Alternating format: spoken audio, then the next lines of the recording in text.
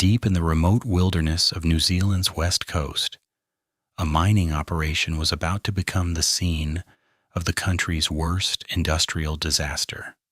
Pike River Mine promised to extract millions of tons of premium coal from beneath the Paparoa Range. But this wasn't just any mining venture. This was one of the most ambitious and dangerous coal extraction projects New Zealand had ever attempted. On November 19th, 2010, 29 men descended into Pike River's depths. Fathers, sons, brothers. These weren't just statistics. They were real men from local families trusting their lives to a company that had cut corners at every turn. For years, industry experts had raised red flags about Pike River's design. The warnings were ignored. The mine had only one escape route. Industry standard requires two. This wasn't an oversight. It was a calculated risk. Pike River coal was hemorrhaging money. Investors demanded production. Safety systems remained incomplete. The ventilation system, critical for removing explosive methane gas, was woefully inadequate. Gas monitoring systems were unreliable. Emergency communication networks were patchy at best. Yet production continued. The pressure to extract coal and satisfy investors outweighed every safety concern. Pike River wasn't just a mine. It was a disaster waiting to happen. Built on shortcuts, powered by... As we discussed, Pike River was a disaster waiting to happen. But in the weeks before the explosion, a deadly pattern of negligence began accelerating toward catastrophe. October 21st, 2010. Methane gas readings spiked to dangerous levels in multiple sections of the mine. Management's response? Dismiss the readings as equipment malfunctions. Continue operations. October 28th. The ventilation system fails in a critical section. Fresh air stops flowing. Deadly gases begin accumulating. Workers report the problem immediately. Their concerns are logged, then ignored. November 1st. Gas detectors start malfunctioning throughout the mine. The eyes and ears meant to protect these men are going blind and deaf. But production quotas must be met. The coal must keep flowing. Safety can wait. November 3rd. Miners begin complaining openly about the toxic atmosphere. The air tastes different. It burns their lungs. They're told to keep quiet. Speaking up about safety could cost them their jobs. November 18th, just one day before the disaster. Gas readings reach critical levels in the main tunnel. The mine should have been evacuated immediately. Instead, managers schedule a meeting to discuss the readings next week. November 19th, 29 miners descend into Pike River for what they don't know will be their final shift. Every warning sign has been ignored. Every safe 3:45 p.m.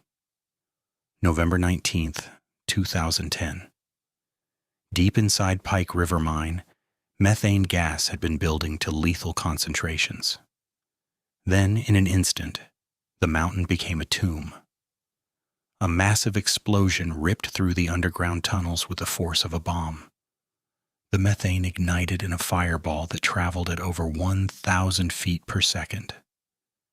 29 men scattered throughout the mine were killed instantly. Daniel Rockhouse was near the mine entrance when the explosion hit. He felt the ground shake beneath his feet as flames erupted behind him. Rockhouse ran for his life as toxic smoke poured from the mine shaft.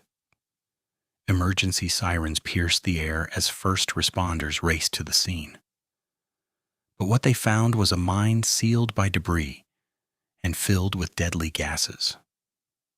Families began gathering at the mine site, clinging to desperate hope. Wives, children, and parents prayed their loved ones had found air pockets underground. They didn't know that deep beneath their feet, it was already too late. The mountain had claimed its victims, but the real tragedy was just beginning.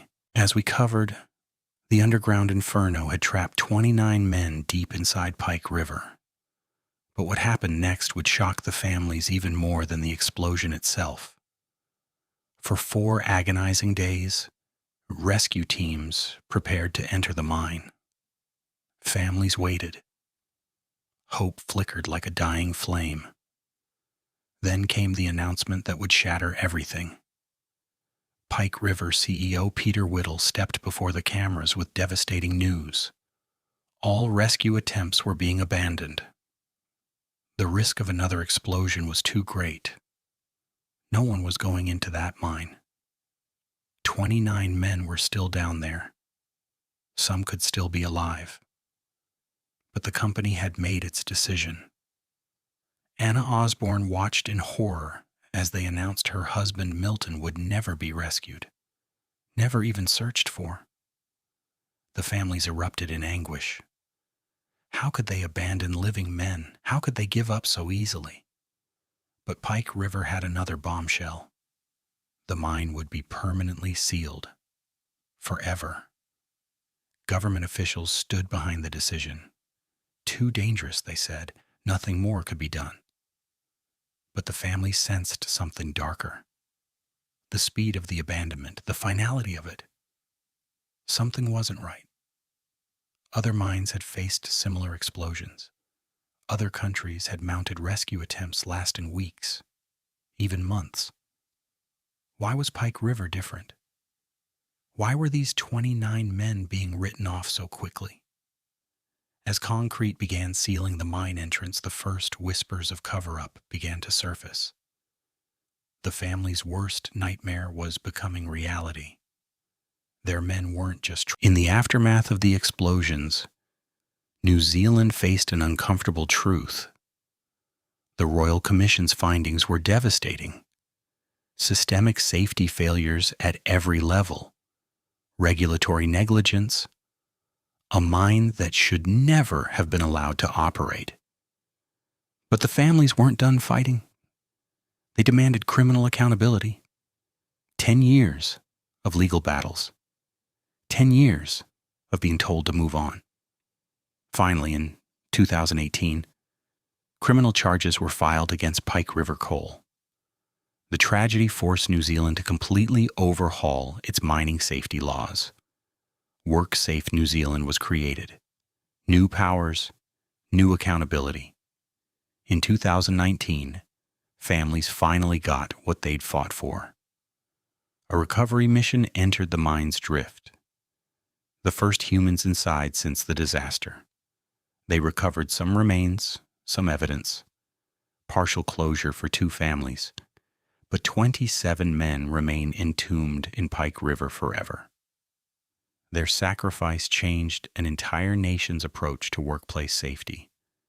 Pike River stands as proof that some victories come at an unbearable cost. If this opened your eyes, smash that like button and subscribe for more.